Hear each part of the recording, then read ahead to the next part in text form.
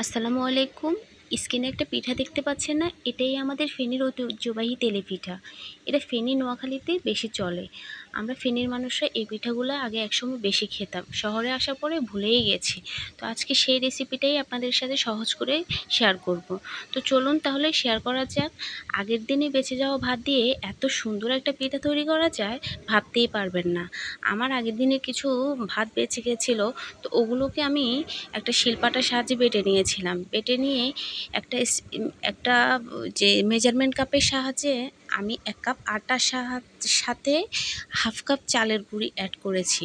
Add করে স্বাদ মতো লবণ দিয়ে আর স্বাদ মতো চিনি, যে যেরকম চিনি পছন্দ করেন খেতে ওভাবে চিনি দিয়ে আমি হালকা হাতে মেখে নিচ্ছি। এখানে পানি দিয়েছি আমি হালকা কুসুম গরম পানি, যেন পিঠাটা একদম শক্ত না আবার একদম নরমও না, এ টাইপসের হয়। এই জন্য আমি কুসুম গরম পানি ব্যবহার করেছি। আটাগুলোকে 10 মিনিটের জন্য রেস্টে রেখে দিব। আটাগুলো মেখে নেওয়ার পর টেক্সচারটা ঠিক এরকম এসেছে। তো ফিরছি 10 মিনিট পর। এর মধ্যে আমি কড়াইতে তেল বসিয়ে দিব। তেলগুলো গরম হলে, এখানে ঠান্ডা তেলে দেওয়া যাবে না, ঠান্ডা তেলে দিলে পিঠাগুলো একদমই ফুলবে না।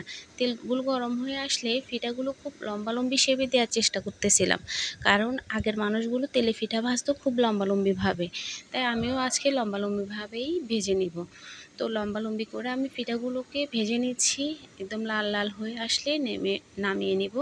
এই যে একটা স্ট্রেনারের সাহায্যে একটা প্লেটে টিস্যু নিয়ে আমি পিঠাগুলোকে ছেঁকে নিচ্ছি।